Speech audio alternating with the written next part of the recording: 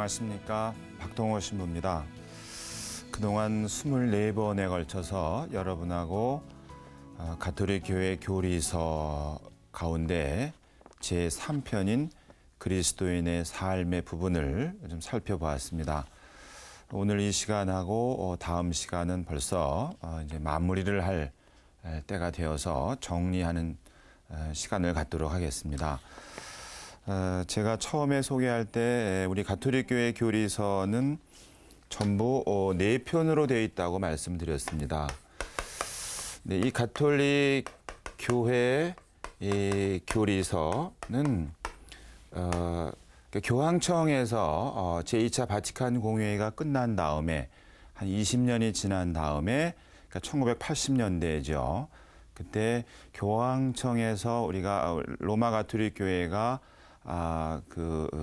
수행했던 제2차 바티칸 공의회의 정신을 포괄적으로 담은 표준 교리서가 필요하다. 1980년대 그런 문제 제기가 있었고 그때부터 교리서를 만드는 작업을 해서 이제 1990년대에 처음으로 가톨릭 교회 교리서가 나오게 되고 우리말로는 그 후에 번역이 됐기 때문에 아마 이 가톨릭 교회 교리서라는 그 책을 갖고 계신 분들도 많지 않은 것 같고 또 읽어보신 분들도 그리 많지 않은 것 같습니다.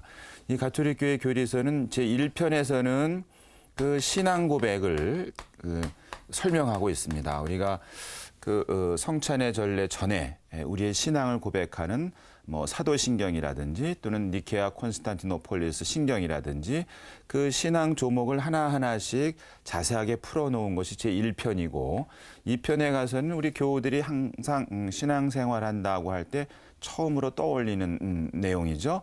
그리스도의 신비의 거행이라는 제목인데 신비의 거행,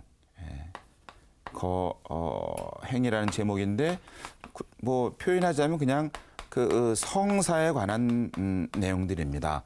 세례성사, 그다음에 고해성사, 그리고 성체성사, 견진성사, 그리고 혼인성사, 병자성사, 신품성사 이런 성사에 관한 설명입니다. 아마 가톨릭 신자들 또는 이 방송을 들으시는 많은 교우들의 경우에는 이 내용을 아마 여태까지 익히고 또 이러한 내용을 가지고 신앙에 관해서만 신앙이란 주로 이런 것과 관련된 것이다라고만 생각해 보셨을 것 같습니다.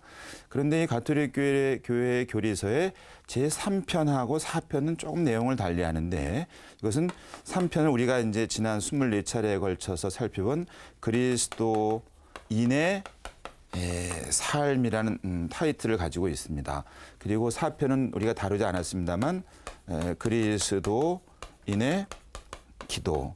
저는 이제 이런 내용을 가지고 이야기할 때 주로 이제 1번과 2번은 흔히 이제 공간은 이제 성당에서 그다음에 공간적으로는 성당에서 시간적으로는 이제 미사를 통해서 혹은 가끔가다 하는 이제 신심 활동을 통해서 1번과 2번이 주로 이루어진다고 말씀을 드립니다. 그런데 우리가 마테오 복음도 그렇고 구약 성경의 전통도 그렇고 예를 들자면 마테오 복음에서 이제 예수님께서 사람들에게 주님 한다고 이렇게 나아가잖아요. 아버지의 뜻을 실천해야 한다. 이 두 가지가 있는데, 이제 이런다고 다 되는 거 아니지 않느냐. 이것도 해야 되지 않느냐. 이렇게 말한다면, 어쩌면 요 1번하고 2번 내용이 요 얘기라고, 이렇게 그냥 편하게 얘기할 수 있을 것 같습니다. 그 다음에 그리스도인의 삶과 그리스도인의 기도는 말하자면 아버지의 뜻을 저희가 주님의 기도할 때 어디서 이루어지게 해달라고 기도합니까? 우리는 하늘이 아니고 하늘에서 마찬가지로 땅에서도 달리 말하면 세상에서도 이루어지게 아버지의 뜻을 세상에서 실천하라 그런 말씀이라고 저는 이해를 합니다. 그렇다면은 이 3번과 4번은 바로 요 내용으로 우리가 요약할 수 있을 것 같습니다. 또 구약의 전통에 따르면은 우리가 구약의 이스라엘 백성은 하느님에게 그 제사를 지내는 게 굉장히 많습니다. 그러니까 당연히 제물도 있겠고, 그 다음에 이제 제물을 갖다가 여러 형태로 하잖아요. 불살라서 하기도 하고, 또 향을 하기도 하고, 이거 할 때 보면 이제 거룩한 노래를 부르기도 하지 않겠습니까? 근데 가끔 보면 예언서 같은 데서 보면 이 제물이라든지 향이라든지 이게 싫다. 그다음에 노랫소리도 시끄럽다. 왜 그런 말씀을 이 제사 자체를 부정하는 것이 아니라 말하자면 너의 공동체 가운데에서 고아라든지 과부라든지 몸부쳐 사는 이방인 그다음에 이들을 돌보지 않으면서 이렇게 하는 거 또는 향을 올리는 거 냄새가 싫다. 혹은 이런 이들을 돌보지 않으면서 거룩한 노래를 부르는데 그 노래 소리가 시끄럽다. 또 한 가지는 정의를 내가 바랐더니만 왜 피 흘림의 모습이고 내가 공정을 바랐더니 왜 눈물들을 흘리느냐. 그런 세상을 만드느냐. 그래서 만약에 이것이 구약 전통에 따라서 이것이라면 그죠?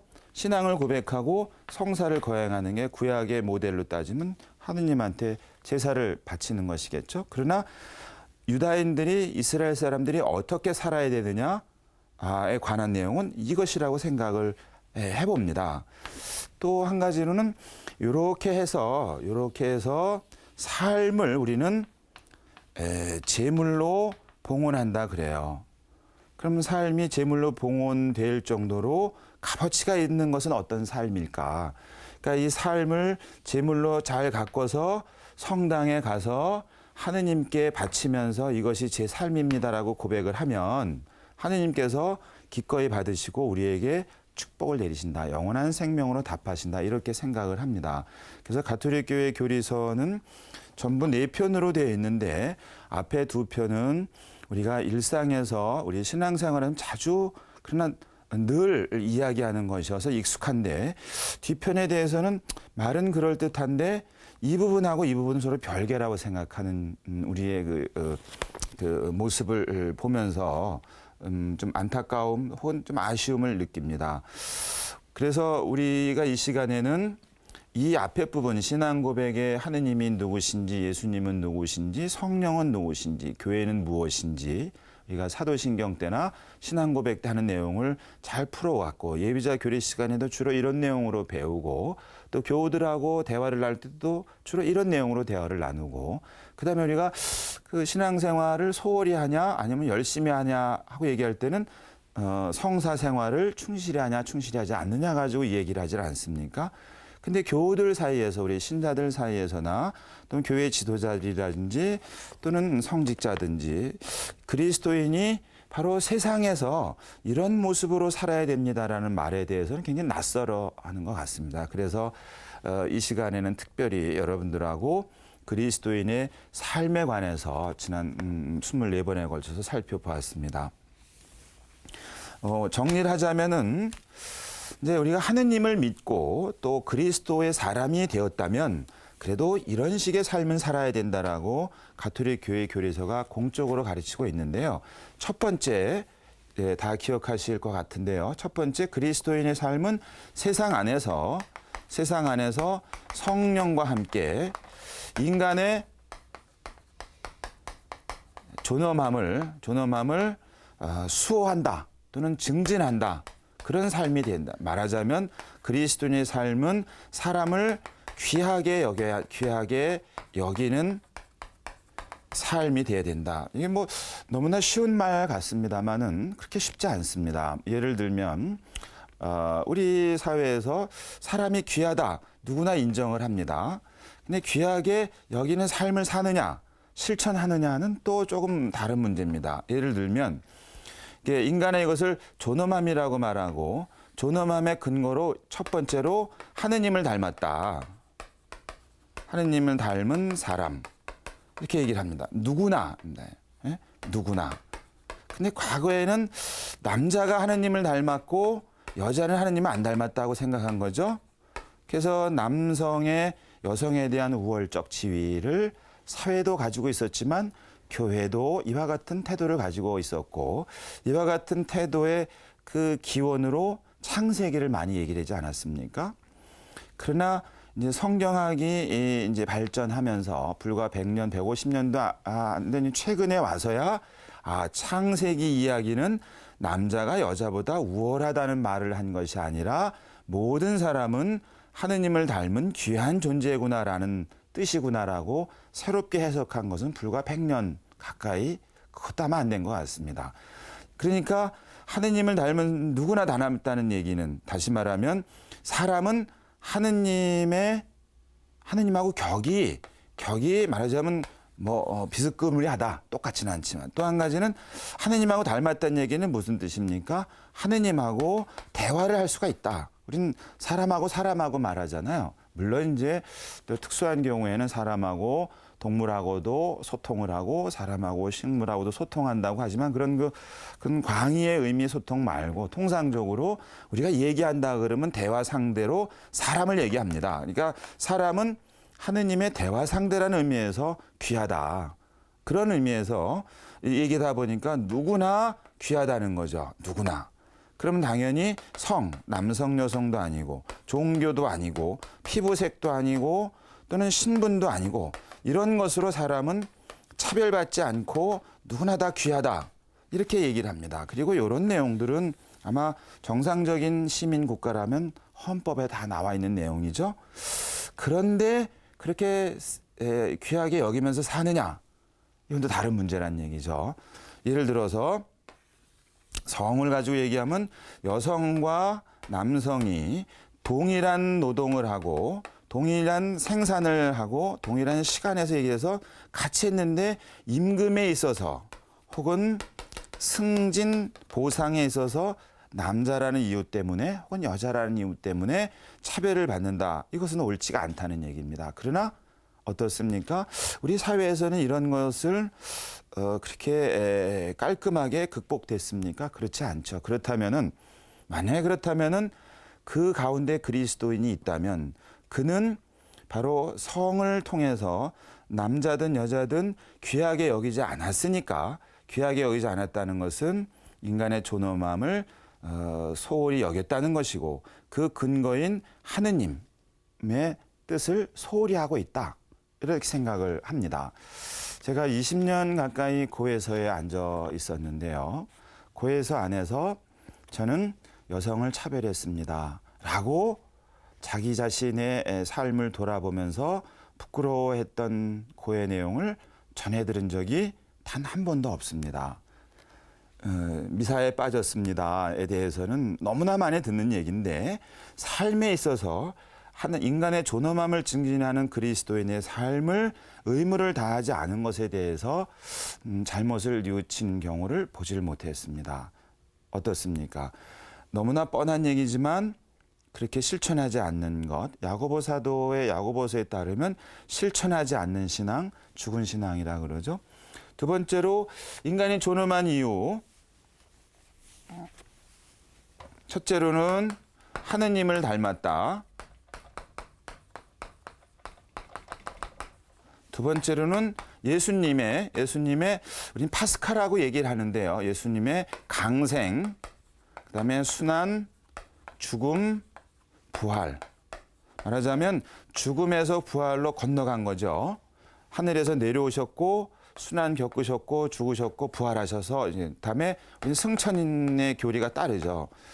근데 여기서 뭐냐면 첫 번째로는 예수님이 우리 같은 사람이 되셨다는 점에서, 그다음에 부활이라는 건 예수님이 다시 하느님의 지위, 신적 지위에 오르셨다는 것. 근데 누구를 위해서요? 사람을 위해서다. 이게 전부 다. 그러니까 사람인데 여기서 어떤 사람을, 특별히 약한 사람을 위해서죠. 약한 사람을 위해서. 신약 성경은 다 이런 내용 아닙니까? 그러니까 사람은 뭐 때문에? 바로 예수님 때문에 귀하다는 얘기입니다. 그러니까 우리가 약한 사람이 분명히 있죠. 능력으로도 떨어지고 신체적 조건으로도 떨어지고 때로는 사회적 신분으로서도 약한 사람이 분명히 있습니다. 근데 이런 경우에 이 약한 사람을 위해서 예수님이 사람이 되셨고 죽으셨고 부활하셨다. 약한 사람 우리가 홀대했어요. 아니면 사회 제도 구조적으로 억압했어요. 아니면 관습상으로 무시했어요. 그럼 사실은 예수님의 강생과 순환과 죽음과 부활의 승천이라는 파스카의 이 신비에 대해서 우리가 말하자면 우습게 여긴 것이죠. 여기서는 하느님을 우리가 우습게 여겼다면 사람을 귀하게 여기지 않는다는 것은 우리의 주님이신 예수님을 우습게 여기는 것이다. 그런 의미에서 우리는 사람의 존엄함을 생각해 볼 수 있고요. 보통 이것을 예수의 파스카라고 합니다. 세 번째로는 사람은 성령의 궁전이라 그럽니다. 사람의 성령은 근데 생명을 주는 성령이고 진리의 성령 아니겠습니까? 그러니까 사람 안에는 성령의 생명을 주는 성령이 있다는 겁니다. 그러니까 사람을 누군가 우리가 허투루 대했다, 또는 억압했다, 고통을 줬다, 무시했다. 말하자면 인간의 존엄, 사람의 존엄함을 우리가 훼손했다. 그렇다는 얘기는 성령을 훼손했다, 그런 뜻입니다. 그렇기 때문에 인간의 존엄함을 이런 얘기를 뭐라 그래요? 이건 절대적이다, 이렇게 얘기를 합니다. 어떤 사회적 조건, 어떤 관습, 어떤 법, 하다못해 어떤 국가, 어떤 민족이라도 인간의 존엄함을 훼손할 수는 없다. 이것은 천부 하늘이 준 것이라고도 하고, 때로는 스스로 자 그럴련, 누가 준 게 아니라 그냥 그대로다, 사람이기 때문에인 거죠. 그래서 이런 표현도 있죠. 한 사람의 그 소중함은 우주의 무게만큼보다 더 무겁다, 이런 말도 있고, 한 사람의 영혼의 깊이는 그 무엇보다도 깊다, 이렇게 얘기를 하죠. 한 사람 한 사람을 말하는 겁니다. 이 세 가지를 말하자면 인간의 존엄함의 신학적 근거라고 말하고, 또 다른 게 있죠. 우리가 흔히 일상생활에서도 누구나 동의할 수 있는, 이것은 이제 우리 신앙인들만 동의하는 거 아니겠습니까? 신자 아닌 분에게 이런 얘기를 하면 무슨 말인가 할 텐데, 예를 들어서 사람에게는 이성이 있고 지성이 있다. 그래서 사람은 귀하다. 물론 이제 이성과 지성 때문에 사람은 다른 이제 삼라만상의 사물하고는 다르다, 구별된다, 귀하다고 얘기를 하는 거죠. 물론 이것에 대해서 우리는 동의할 만합니다. 그런데 여기서 우리가 이제 신앙인으로서 많이 생각해 볼 것은 뭐예요? 이 과학과 신앙의 관계입니다. 아주 오랫동안 이 신앙은 과학하고 서로 만날 수 없는 그 무엇으로 생각을 했습니다만, 그 최근에 와서 이 과학과 신앙 혹은 이성과 신앙은 소위 그 뭐라 그럽니까? 진리를 향해 날아가는 두 날개, 이렇게도 얘기를 하고, 어느 유명한 성인 말씀은 나는 믿기 위해서 알아야 되겠고 알기 위해서 믿어야 되겠다. 맹목적인 신앙이 가지고 있는 위험성도 있지만 과학 지상주의도 우리는 위험한 경우를 많이 만나죠. 맹목적인 신앙 같은 경우는 이제 합리적 이 사회에서는 자리하기가 어렵습니다만, 요즘에 최근에 문제가 되는 건 아마 과학의 만능주의 혹은 과학 절대주의가 아닐까 생각합니다. 근데 과학 절대주의가 예를 들어서 제가 말씀드렸습니다만, 최근에 이제 우리 사회에서 논란이 됐으면서도 교회에서도 그 우려를 표명하는 것 중에 하나가 우리가 핵 발전소 같은 경우입니다. 과학의 발전으로 핵 발전소를 만든 건 아니고, 처음에 과학의 발전은 핵무기를 이제 생산한 것이죠. 발전시킨 거죠. 근데 핵무기가 너무나 공포스러우니까 이것을 바꾼 거잖아요. 평화로운 이용으로. 근데 문제는 이 핵기술의 평화로운 이용에서 남은 산물, 그러니까 핵 폐기물에 대한 문제, 또는 방사선, 그 핵 오염에 관한 문제에 대해서 우리는 공포에 떨고 있는 것이죠. 지성이 있고, 또 두 번째는 양심이 있다. 양심은 뭡니까? 선을 행하고 악을 피하도록 한다. 맞죠? 동의할 겁니다. 세 번째로는 자유의지가 있다, 사람에게는. 그런데 그러면 거꾸로 이것을 억압하는 것, 양심을 억압하는 것, 자유의지를 훼손하는 현상들이 있겠죠. 그러니까 우리가 이제 이성과 지성 같은 경우는 사상, 생각할 수 있는 권리, 양심 같은 게 양심의 권리, 그다음에 자유의지의 권리, 이런 게 있는데, 이런 것들을 우리가 말하자면 임의로 훼손하려고 할 때, 또는 억압하려고 할 때, 혹은 이것을 무시할 때, 달리 말하면 이것은 인간의 존엄함을 훼손하는 것이다. 그것은 그리스도인의 삶이 아니다, 이렇게 정리할 수가 있습니다. 이런 인간의 존엄함에서 나오는 것이 말하자면 우리가 일상에서 많이 얘기하는 인간의 기본권 얘기가 나오고 기본권을 갖다 우리는 소위 이제 인권이라고 얘기를 하죠. 인권이라고 얘기를 합니다. 그리고 인권에 관해서는 그러니까 인권은 종류별로 따지면 처음에는 시민, 정치적 권리가 있고 우리가 이제 한 몇 달 전에 투표하셨잖아요. 그런 경우가 해당이 됩니다. 그다음에 그 사회적 권리, 또 문화적 권리, 또는 경제적 권리 이런 거 많습니다. 노동할 권리, 문화생활의 권리 또는 사회를 구조할 권리 같은 것들. 요것만 있는 것이 아니고 환경 문제라든지 지구상의 평화 문제라든지 빈곤 문제 같은 건 이제 한 개인이나 한 집단이 해결할 문제가 아니잖아요. 그런 경우에 이제 연대의 권리라는 말도 나오게 됩니다. 이런 것을 통상적으로 권리라고 얘기를 하는 거죠. 그러니까 그리스도인이 산다는 얘기, 그리스도인의 삶은 첫째로 말하자면 인간의 존엄함을 증진하는 삶이어야 된다. 달리 말하면 타인의 권리를 보호해주고 또는 지켜주거나 확보하도록 애쓰는 삶이 그리스도인의 삶이다. 인권에 관해서 교회는 그리스도인은 민감한 태도를 가지고 있어야 된다. 나의 인권뿐만 아니라 타인의 인권, 특히 힘없고 약한 사람의 권리에 관해서 그리스도인은 그를 위해서 대신 앞장서 나서줄 각오까지 되어 있어야 된다. 왜냐하면 예수님이 그리하셨으니까 그렇습니다. 이렇게 인간의 존엄함을 얘기를 하고요. 두 번째는 얘기하는 게 아마 인류 공동체인데요. 이 얘기는 소위 이제 공동선을 얘기합니다.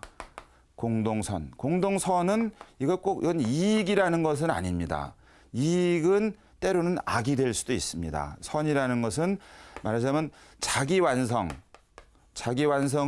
보다 용이하고 충만하게 하는 사회생활 조건의 총화라고 정의를 합니다. 그러니까 경제적 조건, 정치적 조건, 문화적 조건, 교육의 조건이 한 개인의 자기 완성 혹은 한 집단의 자기 완성을 용이하고 충만하게 하는 조건이 된다. 말하자면 삶의 환경이 질이 좋아야 된다. 이렇게 표현할 수 있는 거겠죠. 그다음에 이거 다음에는 이제 연대성 이런 게 있습니다. 혼자 하는 것이 아니고 같이 하는 거죠. 이거는 극단적인 개인주의, 그다음에 혹은 전체주의, 경제적 주권에서는 자본주의, 사회주의의 폐단을 극복하는 대안으로 연대성을 얘기합니다. 그다음에 자율성을 말하는 보조성. 이것은 힘센 사람은 힘없는 사람을 지켜주거나 도와주는 역할을 해야 된다. 큰 집단은 작은 집단을 도와주는 역할을 해야 된다. 국가는 지방자치를, 지방자치단체는 또는 국가는 중간단체를, 사회단체를, 시민단체를 도와줘야지 좌우해서는 안 된다. 그런 이유고요. 마지막으로 책임과 참여. 이런 것을 통해서 이 공동체를 좋은 모습으로 가꾸는 것이 그리스도인이 꾸려가야 될 삶이다. 그러니까 사람을 사랑하고 세상에 하느님의 뜻을 실현해서 그것을 가지고 신앙을 고백하고 하느님께 제물로 봉헌하는 삶이어야 된다. 이렇게 말할 수 있습니다. 오늘 여기까지 정리하고 또 다음 시간에 정리하도록 하겠습니다. 고맙습니다.